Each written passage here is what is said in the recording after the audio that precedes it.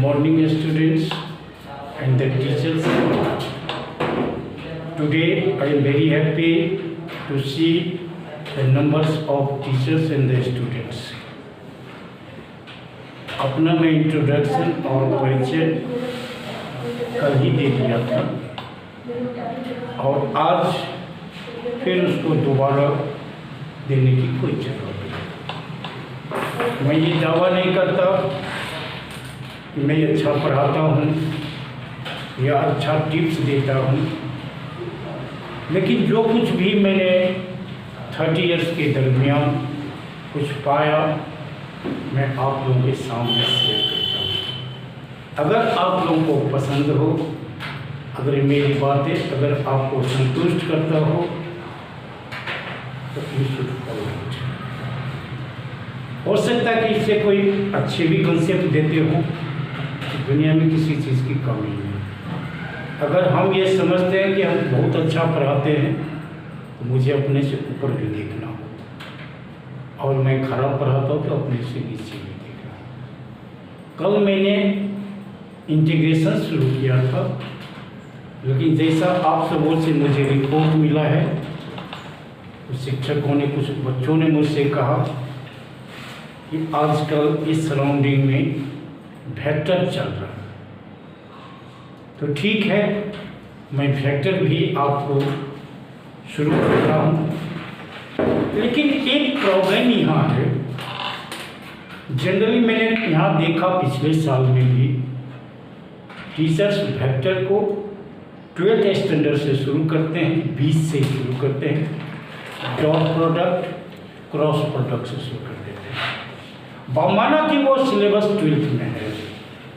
लेकिन जब बच्चे पहला उसका बेसिक नहीं याद करेंगे, जानेंगे पोजीशन वेक्टर क्या होता है, डायरेक्शन कोसाइन क्या होता है, डायरेक्शन रेशियो क्या होता है, ये जो फॉर्मूला हमने लिखा वो फॉर्मूला आया कहाँ से। एक मेरे दिल में जिज्ञासा होगी, जो वेक्टर का फॉर्मूला जैसे ए आई बी जे सी के इक्वल टू 0, मैंने बहुत सारी कॉपियों में देखा टीचर लोग यहीं से स्टार्ट करते हैं और कहते हैं कि यही फॉर्मूला होता है। तो मेरे दिल में ये जिज्ञासा होती है, ये फॉर्मूला आया कैसे। और परीक्षा में कुछ पीछे भी पूछते हैं तो 11 वाली जो चीज़ है ना जाने एनसीईआरटी ने उसे निकाल दिया। पहले ये पार्ट एनसीईआरटी में था, लेकिन अभी नहीं। 12th की जो सिलेबस है वहीं से शुरू कर देते हैं। तो 11 वाला जो पार्ट है उसका एप्लीकेशन क्यों होता है, ये बच्चे को जानते, बच्चे को जानकारी नहीं है। ये हमारा ड्यूटी होता है, मेरा फर्ज होता है 1 या 2 क्लास में 11 में की जो सारी चीज़ें हैं, वे फॉर्मूला कैसी है, वेक्टर क्या है, वेक्टर का रिप्रेजेंटेशन क्या होता है, वेक्टर में डिस्प्लेसमेंट का यूज़ होता है कि डिस्टेंस का यूज़ होता है, इसमें पोजीशन वेक्टर क्या है और इसका सॉल्यूशन कैसे होता है। ये फॉर्मूला छोटे छोटे फॉर्मूला जो हम यहाँ यूज करेंगे उसका वो आया कहाँ से। और परीक्षाओं में जो आप अपीयर होंगे तो आपको वो सवाल आएंगे। भले ये जो स्कूल के एग्जामिनेशन होंगे, जो बोर्ड के एग्जामिनेशन होंगे, उनमें भले ये नहीं आओगे, लेकिन जब आप कंपटीशन में बैठे हाँ तो ये है। और ये बेसिक नॉलेज वहाँ कंपटीशन में इलाज देंगे, वहीं आपको साथ देंगे। लेकिन यहाँ तो मैं एक बिजनेस मोनोजेस्टर आई वांट टू मैं इस डिटेल में नहीं जाना चाहता। यहाँ बहुत सारे शिक्षक भी बैठे, बहुत सारे टीचर्स हैं, बहुत सारे सुनते कि मेरा कॉमेडी ऐसी बात है, मैं भी उसी टीचर की तरह करता हूँ। आप देखें मैं वेक्टर की शुरुआत कर रहा हूँ और मैंने कुछ फिगर्स यहाँ बनाए हैं, मैं इस फिगर से आपका परिचय कराता हूँ, जिसकी बहुत ये 11 का पार्ट था पहले एनसीईआरटी में, लेकिन एनसीईआरटी को क्लास 11 से हटा दिया। इस टॉपिक को एनसीईआरटी ने हटा दिया, लेकिन क्लास 12 का जहाँ से थे वहीं शुरू किया। तो एनसीईआरटी का पार्ट जो नॉलेज था उसका एडजस्टमेंट क्लास 12 में नहीं हुआ। जिसके कारण बच्चे या मेमोराइज करते हैं या वहीं से लिख देते हैं। लेकिन मैं कोशिश करूँगा, मेरा प्रयास होगा वो बेसिक कंसेप्ट नॉलेज आपको दूँ। मैंने यहाँ अल्फ़ाबेटिक 3 लाइन्स ड्रॉ किया। आप इसमें कुछ डिफरेंस पाएंगे।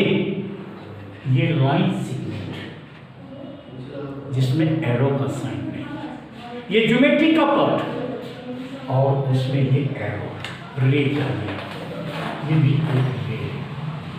और नामकरण जो मैंने किया है, नोमेनक्लेचर जिसको ऑर्गेनिक केमिस्ट्री में कहते हैं, इसको डी अल्फ़ाबेटिक, डी पहले आता है और एस बाद आता है। अगर इसका ही आपको DS 30 किलोमीटर कोई व्हीकल्स चला, ये पता नहीं चलता कि वो दलसिंहसराय से समस्तीपुर गया या कि समस्तीपुर से वो चला गया। सिर्फ इसके आगे 30 किलोमीटर निकला जाता है। इसका मतलब है दलसिंहसराय और समस्तीपुर के बीच की दूरी 30 किलोमीटर। मुझे ये नहीं पता चलता कि वो व्हीकल्स दलसिंहसराय से समस्तीपुर गया कि समस्तीपुर से दलसिंहसराय, क्योंकि लिखने वाले को, पढ़ने वालों को ये पता होता है D इज अल्फ़ाबेटिक, D पहले आएगा और S बाद में। ये अल्फ़ाबेटिक है। It does not indicates the vehicles is coming from where, Delhi, Dalsinghsarai to Samastipur या समस्तीपुर। लेकिन जब आप यहाँ आएंगे सेकेंड रो पे, तो उस पर एक एरो का साइन, ये एरो का साइन आपको इंडिकेट करता है शुरू किया D से पहुंचा S, मीन्स दलसिंहसराय से समस्तीपुर। मुझे उससे पूछेंगे कोई दरकार नहीं, कोई जरूरी नहीं। और इसके सामने 30 किलोमीटर लिखा हुआ है। ये एक ही चीज बतलाता है, बीच की दूरी कहाँ से कहाँ गया, इसका कोई अता पता नहीं। लेकिन ये मुझे दूरी के साथ साथ डायरेक्शन भी बतलाता है। वो शख्स दलसिंहसराय से समस्तीपुर। जब नीचे में आएंगे, यहाँ भी 30 किलोमीटर लिखा होगा, तो ये भी कहता कि दलसिंहसराय से समस्तीपुर गया, उसको 30 किलोमीटर डिस्टेंस कवर करना। लेकिन जब इसको पढ़ेंगे SD, ये क्लियर करता कि समस्तीपुर से दलसिंहसराय है। तो इसमें और make a difference between this two and one, comparison कीजिए। इसमें सिर्फ मैग्नीट्यूड लिखा है, देयर इज नो डायरेक्शन। इसको हम स्केलर क्वांटिटी कहते हैं, इसको हम स्केलर क्वांटिटी कहते हैं, समझे। और इसके बाद यहाँ जब देखेंगे, इसमें सिर्फ मैग्नीट्यूड, इस सेकेंड में डायरेक्शन भी है और मैग्नीट्यूड भी है। जहाँ डायरेक्शन और मैग्नीट्यूड होंगे उनको हम वेक्टर कहेंगे, ये वेक्टर का। अब ये क्या देखेंगे, इनका हम छोड़ देंगे, इसकी को मुझे कोई जरूरत नहीं है। अब जो हमारे सिलेबस में है, जो मुझे पढ़ना है, वो वेक्टर। मुझे क्या महसूस हुआ, मैंने जाना कि where there is a vector there is a magnitude and direction. और उस डायरेक्शन को शो करने के लिए उसके ऊपर आपको एरो का साइन देना पड़ेगा। अब इसको देखते हैं रिप्रेजेंटेशन कैसे करेंगे, हम लिखेंगे कैसे। तो आपने देखा AB या DS आप लिख सकते हो। क्या ऐसा हो सकता है ABC? नहीं, कभी नहीं होगा। इस इंटरमीडिएट पॉइंट को आप नहीं लिखोगे। To write a vector one initial and the point. ये एक मैंने फिगर ड्रॉ किया। एक आदमी A से B गया और B से वो C गया। It show the direction B से C। जब इसको रिप्रेजेंटेशन होगा तो हम इसको A B C ऐसा नहीं लिखेंगे। तो क्या लिखेंगे, A C, ये लिखना। तो आखिर ये माजरा क्या है, ये तो सब कुछ क्लियर ये बतला रहा है। ए से बी गया, बी से सी गया, ये तो इट इज अप्रोप्रिएट, यही तो सही होना चाहिए। नहीं, वेक्टर इज ए डिस्प्लेसमेंट। आप क्लास 11 की फिजिक्स में पढ़े होंगे जो वर्क डिस्प्लेसमेंट और डिस्टेंस में क्या डिफरेंस है। Displacement where you are and where you are now. अब तुम कहाँ थे, अभी कहाँ, कैसे आए, कैसे गए, नो। आप वेक्टर, आप डिस्प्लेसमेंट रखते, वेक्टर से डिस्प्लेसमेंट क्योंकि डायरेक्शन है, डिस्टेंस होगा तो स्केलर क्वांटिटी। इस बात को सोचिए, मैंने कई बार स्टूडेंट से पूछा और कई बार ये एग्जामिनेशन में चेक किया, तो बच्चे को इतना तो क्लियर कहा नहीं जाता। बच्चे सोचते कि यही सही होगा, कहीं ए से बी गया, बी से सी गया, वो डिस्टेंस होते और डिस्प्लेसमेंट पढ़ते हैं। जैसे से अगर कोई एक सर्कुलर ट्रैक एथलेटिक्स एक राउंड मार रहा है, जहाँ से चला वहाँ पहुँच गया, तो डिस्टेंस उसको तो क्या हो जाएगा, सर्कमफ्रेंस का 2 पाई है, लेकिन डिस्प्लेसमेंट कितना, 0। जहाँ से चला वो वहीं है। उसका initial and the final, initial का मतलब है शुरू, एंड द फाइनल सेम। उसका जो पूछा जाएगा डिस्प्लेसमेंट 0, उसका वेक्टर 0। हाँ, उसका स्केलर क्वांटिटी 2 पाई r होगा, तो वो सर्कुलर है। उसका सर्कमफ्रेंस टोटल जो डिस्टेंस होता है उसके सर्कमफ्रेंस के बराबर, और सर्कमफ्रेंस का फॉर्मूला होता है 2 पाई r। तो इसलिए ये ए से शुरू किया, वो आदमी जेंटलमैन, और सी भी, वो बी गए कि डी गए, कहाँ गए, उसे कोई वास्ता नहीं। Where he was at A, now here is AC, shortest distance AC, this is a vector। इसी को वेक्टर कहते हैं। और रिप्रेजेंटेशन इनिशियल लिखिए और फाइनल लिखिए। बीच वाले को गाइड में 4 स्टेशन हुआ कि 5 स्टेशन हुआ, कोई मतलब। तो ये जो इस तरह से अगर आप रिप्रेजेंट करेंगे, आई हैव सीन, मैंने देखा है, बहुत सारे बच्चे इसे लिख देते हैं। जो खास करके मैंने यहाँ पाया 2-3 साल में, जब मैं यहाँ हूँ, I was touch, I am touch, संपर्क में था, अब भी हूँ। तो चूंकि वेक्टर है, ये नहीं पढ़ा जाता क्योंकि this is a part of the 11, और 11 में सिलेबस में है नहीं, तो सीधे क्लास 12 का स्टार्ट किया जाता है। This is not A fault of the students, it is a fault of the teachers. वो अपनी जिम्मेवारी से भाग जाते हैं। ठीक है, मैंने माना अगर 11 में नहीं है, स्टार्ट करने से पहले इसका आइडिया, आप बच्चे को बनाने के लिए आए, पैसा कमाने के लिए, अपना सिलेबस खत्म करने के लिए नहीं आए। ये मेरी ड्यूटी है। आप लोगों से मेरी अनुरोध है, चाहे जो टीचर हों या जो विद्यार्थी, वो इस बात को थोड़ा सा don't take in a wrong sense, इसको गलत रूप में मत लीजिए। कुछ तो हमारी मोरल रिस्पॉन्सिबिलिटी होती है। आप कलम पकड़ते हैं, ईमानदारी होती है। ये कलम में सरस्वती की कलम है ना, अगर इसका सम्मान कीजिएगा ये भी आपको सम्मान, आप इसके साथ बेईमानी कीजिएगा आपके साथ भी ये बेईमानी। तो आप देखिए, अब इनका रिप्रेजेंटेशन हम A B, initial final, initial final, गलती से समझते हैं, लेकिन ये लिखेंगे गलत हो जाए। ये रिप्रेजेंटेशन को हम ज्योमेट्रिकली करते हैं और सिर्फ ए पे लिख दिया। ये भी फैक्टर हैं, लेकिन it is not so much useful, उतना यूजफुल नहीं। ये इनिशियल और फाइनल इसमें पता ही नहीं चलता, ये कहाँ से चले कहाँ पहुँचे, it is not giving a clear indication, ये सही नहीं। तो जनरली प्रैक्टिकली इसका ज़्यादा यूज होता है, इसका भी होता है। पता नहीं इंजीनियरिंग में कैसे ने वहाँ कैसे इसका यूज होता है। अब आप देखेंगे, अब एक रिप्रेजेंटेशन का एक और होता है ए बी, ये और एक ये देखिए सी और डी, ये भी वेक्टर।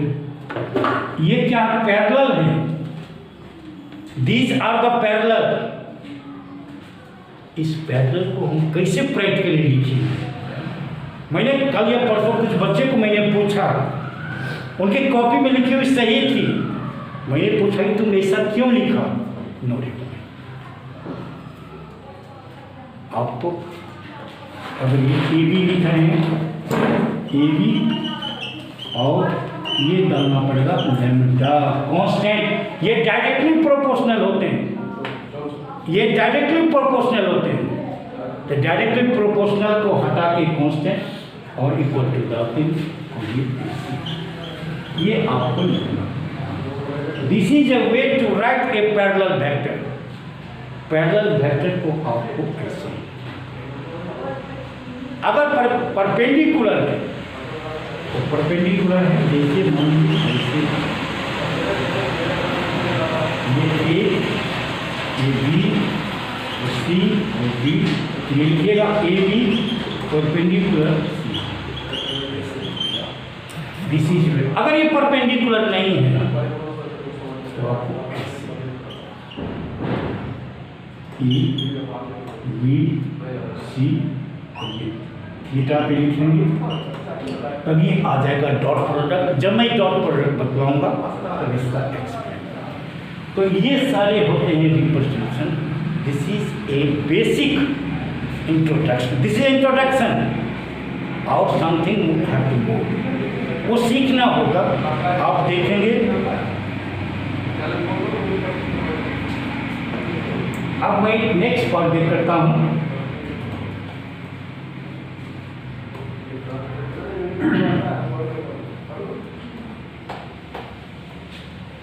आप देखेंगे ये कुछ इसके रूल्स होते हैं। फर्स्ट रूल, दिस का एप्लीकेशन बहुत ही ज़्यादा है वेक्टर के सम बनाने में, वो देखेंगे आप। उसको कहते हैं एडिशन ऑफ ट्रायंगल लॉ, ये लॉ करते हैं। ये काफ़ी आपको इम्पोर्टेंट है और इसको कैलकुलेशन करने में इनिशियल स्टेज में शुरू में थोड़ी सी प्रॉब्लम है, लेकिन मैं आज ही इसको क्लियर करूँगा। जब कोई किसी को आप लिखेंगे, जैसे एक मैंने उदाहरण, ये मैंने पहले डायग्राम बनाया, ए बी और सी, ये वेक्टर होंगे ए सी, लेकिन इसको सॉल्यूशन में डायरेक्ट ऐसी नहीं यूज करेंगे, उसको एक्सपेंशन करेंगे। उस एक्सपेंशन में इस लॉ को यूज करेंगे, एडिशन ऑफ ट्रायंगल्स लॉ। जिस तरह से अलजेब्रा जब हम पढ़ते हैं A plus B whole square, teacher मुझे पहले पढ़ा, A square minus B square पहले नहीं पढ़ाएंगे।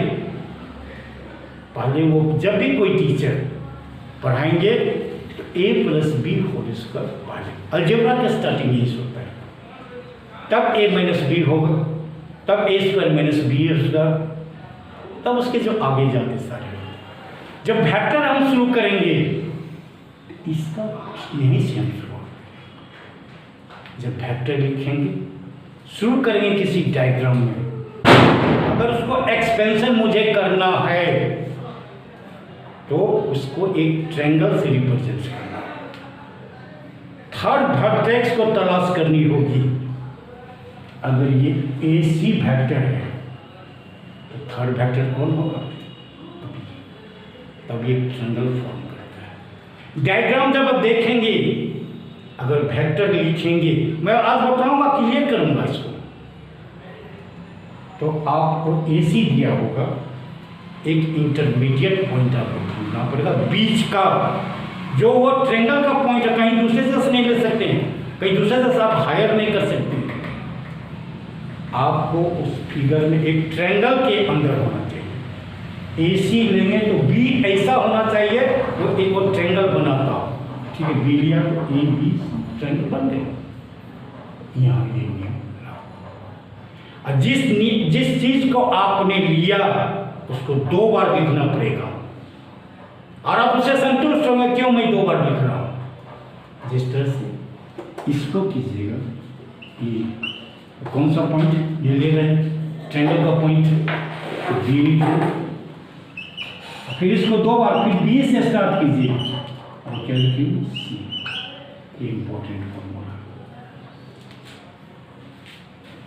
ए सी एक्सपेंड करेंगे, इंटरमीडिएट जो पॉइंट है उसको इंसर्ट करना पड़ेगा ए बी।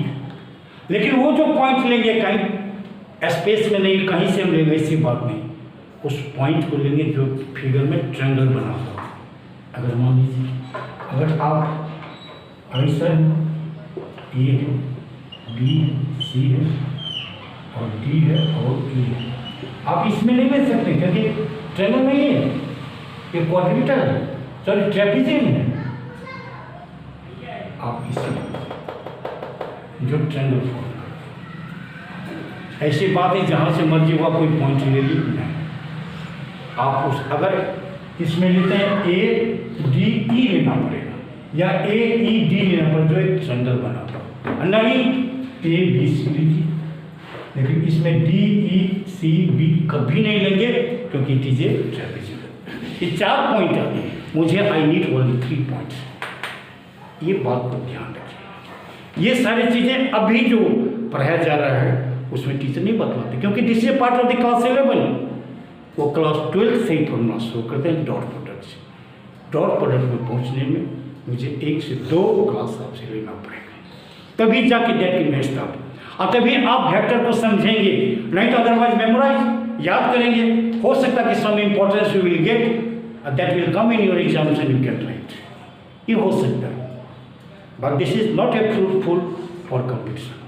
कंपटीशन में ऐसी बात नहीं होती, कंपटीशन को इंपॉर्टेंट क्वेश्चन नहीं होते, कुछ एनीथिंग विल कम, कहीं से कुछ पूछ देगा, और जो इंपॉर्टेंट करके भी कंपटीशन में जाते हैं हम तो बना देंगे लेकिन they will not cross the cut off mark. अगर 96 है तो 95 क्या हो जाएगा, 65 पे रुक गए, 65 कहीं हमको तो 65 तो आ गया, अरे भाई देर तो 95 यूजली कोई मतलब नहीं। अब चूंकि 65 पाएंगे तो इंटरमीडिएट में क्या फर्स्ट डिवीजन हो जाएगी, डिवीजन तो यहाँ भी लगाऊंगा, कोई डिवीजन नहीं मिलता है, इस बात को आप ध्यान रखें। आप इस चीज को देखें, यही अगर ये आता है, ये ए बी सी दिया तो जब इसको शॉर्ट कीजिएगा, ये जो 2 बार रिपीट है उसको गायब कर दीजिएगा। ये मैं अभी प्रूव करके बतलाता हूँ, और वो देखिए that will formula in class 12 we can use, वहाँ डायरेक्ट हम लिख देते हैं तो सवाल लड़के आजकल के जो लड़के पूछते भी नहीं, टीचर भी कहते हैं ये फॉर्मूला, लेकिन ये फॉर्मूला है। I am ready to accept this logic, I am not denying this is not a formula, but this formula came from where? ये कहाँ से आया? To get a mental satisfaction, you have to fulfill my desire. आपको मेरी इच्छा को पूरा करना, then I will accept this is true or wrong. अब आप देखिए, मैं इसको एक देता हूँ, पहला जो थ्योरम आता है वो मैं आपको बतलाता हूँ। ये देखें, ये एक ट्रायंगल आपको दिया जाएगा और इसमें हमेशा ट्रायंगल का यूज कीजिएगा, वो है A, this is A B C. Proof करने के लिए देता है A B plus B C plus C A equal to 0। ये थोड़ा सा बात अजीबोगरीब है, 3 लेंथ को अगर प्लस कर तो 0 कैसे? सवाल उठता है, इसकी भी तो कुछ लंबाई होगी, इसकी भी तो कुछ लंबाई होगी, इसकी भी तो कुछ लंबाई होगी, हाउ 0? जिनको वेक्टर का आइडिया नहीं है वो तो इनको एक सरप्राइज करेगा, लेकिन जिनको वेक्टर का आइडिया है उनको सरप्राइज नहीं लगेगा, क्योंकि ये टोटल डिस्प्लेसमेंट निकाल रहे हैं, नो की डिस्टेंस निकाल रहे हैं। शुरू में मैंने कहा vector is a displacement, vector को कैलकुलेशन कीजिएगा तो आपको डिस्प्लेसमेंट को याद करना होगा, इसलिए इसको हम मैग्नीट्यूड नहीं निकाल रहे हैं, डिस्प्लेसमेंट। अगर ये सरप्राइज का मैटर है, कोई एथलीट्स एक सर्कुलर पथ पे रोटेशन करता है, तो उसका तो डिस्प्लेसमेंट कितना होगा, 0 हो जाए। तो हु विल एक्सेप्ट? क्योंकि आप फिजिक्स पढ़ते हैं तो जहाँ से चले वहीं अगर आगे तो डिस्प्लेसमेंट 0 होता है। उसका डिस्टेंस 0 नहीं होगा, डिस्टेंस 2πr होगा, लेकिन डिस्प्लेसमेंट 0। यही बात इसी से डिस्प्लेसमेंट आपको मैं बताऊंगा। जहाँ से हम चले थे वहीं आ गए। कैसे? आप देखिए, ए से बी से चला या ए से चला बी पे, बी से और सी से ए, तो क्या हो जाए टोटल मैंने लिखा ए बी, ए से बी, ऐसा कीजिए, ऐसा कीजिए और ऐसा कीजिए। तो डिस्प्लेसमेंट क्या होगा? स्टार्टिंग फ्रॉम ए भाया बी भाया सी एंड ए, 0 जहाँ से चले। तो ये तो मैंने इसको प्रूफ करके हम बताएंगे। ये तो थ्योरिटिकल होगा, आप कहेंगे मुझे प्रूफ चाहिए।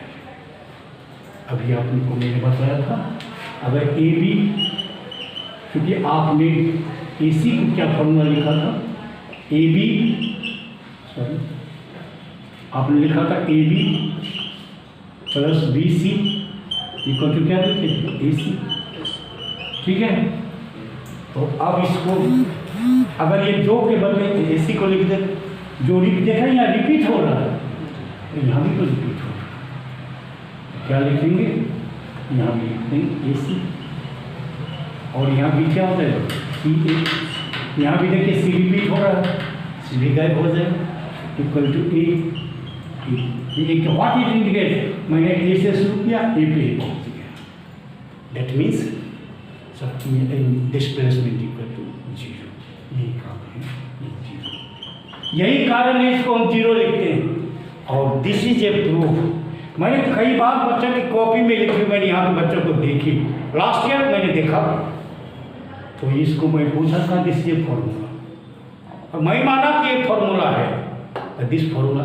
उसने भी थोड़ा कहा कि ये वेक्टर होता है जहाँ से चला हुआ, मैं भी माना, लेकिन इसका कुछ तो प्रूफ चाहिए, कुछ तो प्रमाण चाहिए।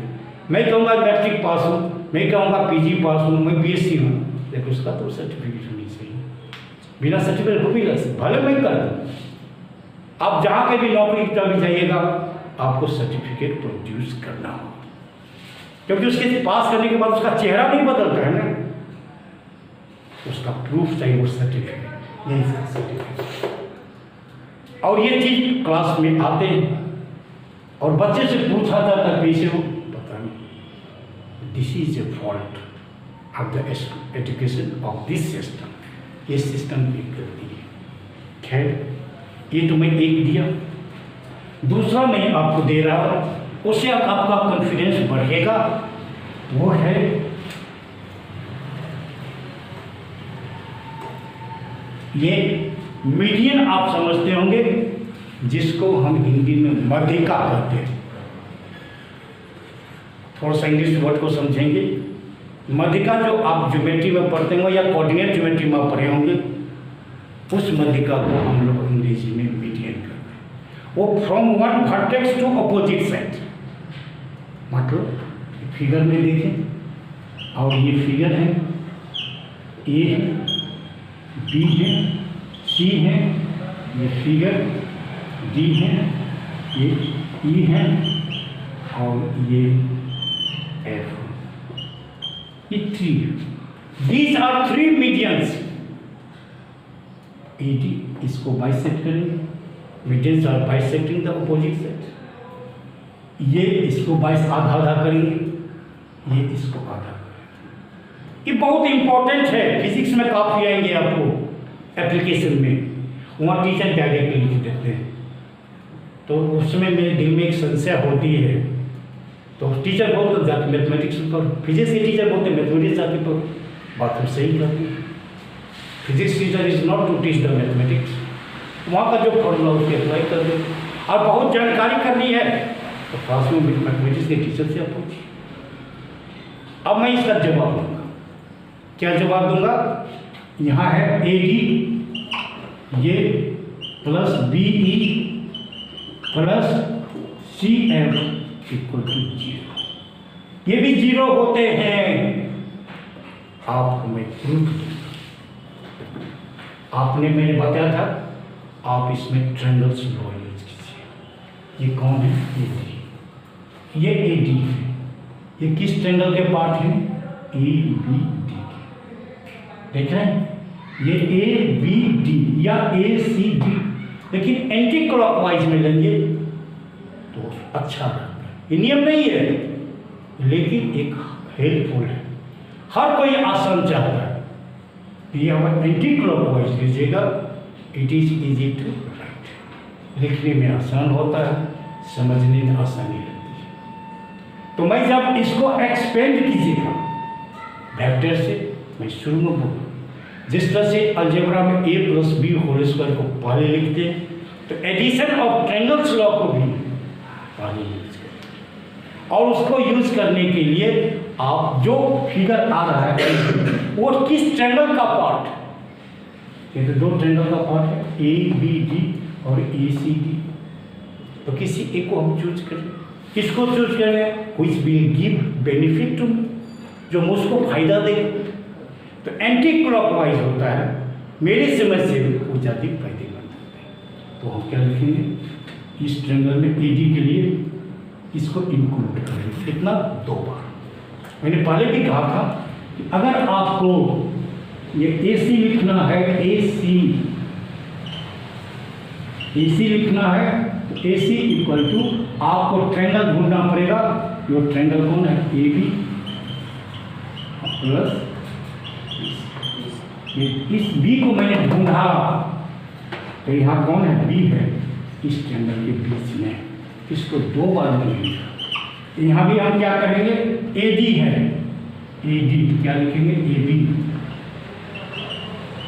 और क्या लिखेंगे? B D. बी सी नहीं, बी डी का पार्ट। ठीक है, अब आएगा बी ई। अब बी ई आ रहा है, तो बी ई जो आपको है वो किस ट्रायंगल में है? B C. और सी क्या आ रहा है? वर्टेक्स। वर्टेक्स आ रहा है, तो इसको 2 बार हम लिखेंगे। जिस तरह से हमने इसको 2 बार लिखा, तो क्या लिखिएगा? बी ई को मतलब बी सी जो पॉइंट ले रहे हैं उसको 2 बार क्या लिखेंगे? बी सी प्लस सी ई। अब इसकी बात सी एफ। सी एफ ये कौन सा ट्रायंगल है? सी ए एफ। तो इस ए को 2 बार क्या हो जाएगा? सी ए प्लस ए एफ।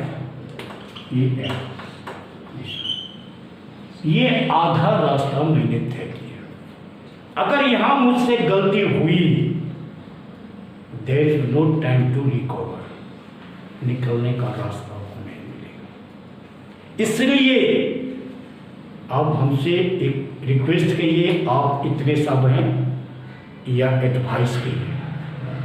आप सबों में से मैं थोड़ा सा सीनियर हूँ, उम्र में भी ज़्यादा हूँ, और आप लोगों से ज़्यादा मुझे अनुभव भी है, इसलिए मैं रिक्वेस्ट तो नहीं करूँगा, एडवाइस करूँगा। आपकी इच्छा माने या ना माने, this is up to you to accept it और नॉट।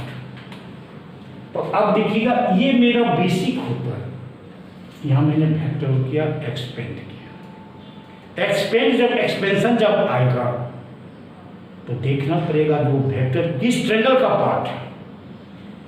फला ए डी, वो ए बी डी इसका भी पार्ट है, और ए सी डी इसका भी पार्ट।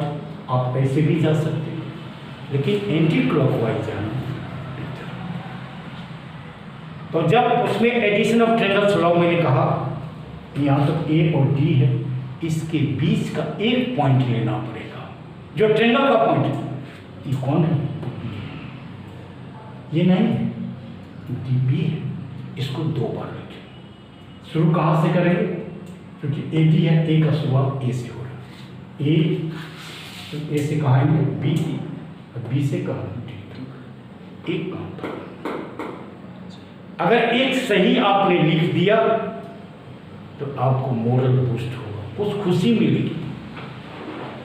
तब दूसरा कौन है? बी। ये किस ट्रायंगल का पार्ट है? बी सी ई। ये सी को हम 2 बार रखें, क्योंकि बी और ई तो दिया हुआ था, हमको तीसरा पॉइंट ढूंढना है, और तीसरा पॉइंट है सी। और जो तीसरा पॉइंट है उसको 2 बार लिखते हैं। तो क्या लिखिएगा? यहाँ से बी सी और सी, इसका काम खत्म। अब ई बचे, है ना। ये बच्चे तो सी एफ किस स्टैंडर्ड का है, CAF, इसको 2 बार हम लिखेंगे। तो अब ये देखिएगा ये क्या होगा, CA + AF, इसको लिख दिया मैंने, है ना, ये 2 बार लिख दिया। अब ये क्या देखिएगा, इतना देखने के बाद आपको एक मानसिक शांति मिलेगी, यू विल गेट रिलैक्स या यू विल फील रिलैक्स, है ना, एक खुशी और शांति मिलेगी। और आप देखेंगे, आप इसको थोड़ा सा देखेंगे, इसमें AB है, AB को स्प्लिट नहीं करेंगे, इसको ऐसे बनाएंगे, AB और प्लस BD को हटाएंगे, चेंज करेंगे। और क्योंकि ये मीडियन है, BD BC का आधा होगा। ये मीडियन का नियम है, मध्यिका का नियम है, इस ऑपोजिट को आधा आधा करेगा। तो BD क्या आधा है, किसका, BC का। हाँ, BC कर दीजिए और ये BC रहने दीजिए। और CE किसका आधा है, CA का, ये हो जाएगा CE half of CA + CA। अब बच गया AF को है, AF किसका होता है, हाफ AB का, ये चीज़ है हाफ ऑफ AB। अब क्या हो गया, और थोड़ा सा रिलैक्स मिला। और आप देख रहे हैं AB 3 टर्म है, AB को एक जगह कीजिए, BC को एक जगह कीजिए, CA को एक जगह कीजिए। अब ये क्या हो जाएगा, ये equal to AB vector plus half AB और ये BC और हाफ BC और CA और हाफ CA हाफ और CA। आप क्या हो जाएगा, इन दोनों को प्लस कीजिए, कितना आएगा, मैं आपको टेस्ट करना चाहता हूँ, आप सभी बताइए। 3/2 होगा, एलसीएम देखिए, है ना, ये हो जाएगा इक्वलाइज 3/2 AB + 3/2 BC + 3/2 क्या हो जाएगा, CA। अब क्या कीजिए, 3/2 को कॉमन ले लीजिए, तो यहाँ आप लिखें 3/2 AB + BC + CA। और जस्ट मैंने बिफोर प्रूव किया था AB + BC + CA = 0। This is the 3/2 × 0। और this is very important topics for class 12। वहाँ ये इसका इतना कोई प्रूफ नहीं देते हैं, डायरेक्ट लिख देते हैं, लेकिन आपके मेंटल सेटिस्फेक्शन के लिए, फॉर कंपटीशन एग्जामिनेशन के लिए, मैं कंपटीशन एग्जामिनेशन की बात कर रहा हूँ। तो मैंने यहाँ देखा, मेरे गांव में 23 बच्चे थे, 2300 पास कर गए, 19 फर्स्ट डिवीज़न, उसमें 15 को कुछ आता नहीं, वो किसी कंपटीशन लायक ही नहीं। अब वो क्या करेंगे, सर्टिफिकेट को वॉल पे टांग के अगरबत्ती दिखे, उनको कोई नौकरी भी तो नहीं मिलेगी। आप कहीं अप्लाई कर सकते हैं, परीक्षा पास नहीं कर। इसलिए आप लोगों से मेरा एक रिक्वेस्ट या एडवाइस के लिए, आप पढ़ते हैं ईमानदारी से पढ़िए, पढ़ी हुई चीज़ कभी बेकार नहीं होता और नहीं सरता करता है, टाइम आने पे आपको इसका फल देगा। अच्छा।